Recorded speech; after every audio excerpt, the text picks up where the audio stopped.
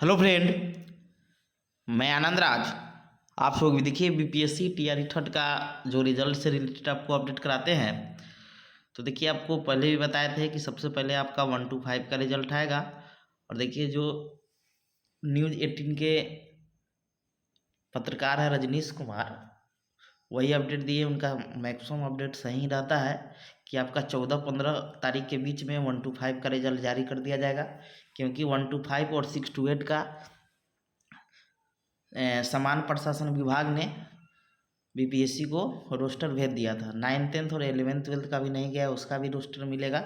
उसके बाद उसका रिजल्ट जारी किया जाएगा। तो आपका 14 से 15 तारीख के बीच में, 14 से 15 नवंबर को 1 to 5 का रिजल्ट जारी होगा। फिर उसके बाद आपका 16 तारीख से 20 तारीख के बीच में 6 to 8 का। उसके बाद फिर 9th-10th और 11th-12th यानी माध्यमिक और उच्च माध्यमिक का अब तक आयोग को नहीं मिला है रोस्टर। 12 नवंबर तक जीएडी यानी समान प्रशासन विभाग से रोस्टर मिलने की है उम्मीद।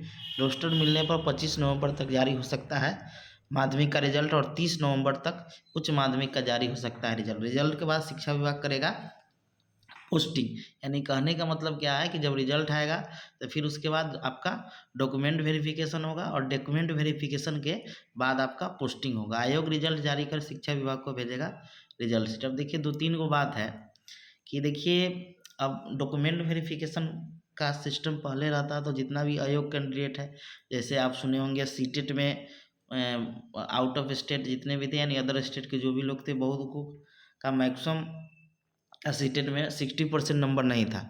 जो अब TRE 1 TRE 2 में बहुत लोग छटे हैं, तो वैसे लोग पहले छट जाते हैं क्योंकि उनका रिजल्ट आ जाएगा तो फिर वो सीट बर्बाद हो जाएगा। फिर दूसरा चीज़ है कि बहुत लोग ऐसे हैं जिनका सब्जेक्ट कॉम्बिनेशन नहीं है 9th-10th में, बहुत तरह का दिक्कत है। तो ये सब चीज़ पहले हो जाता तो फिर आपका रिजल्ट बर्बाद नहीं होता, सीट बर्बाद नहीं होता।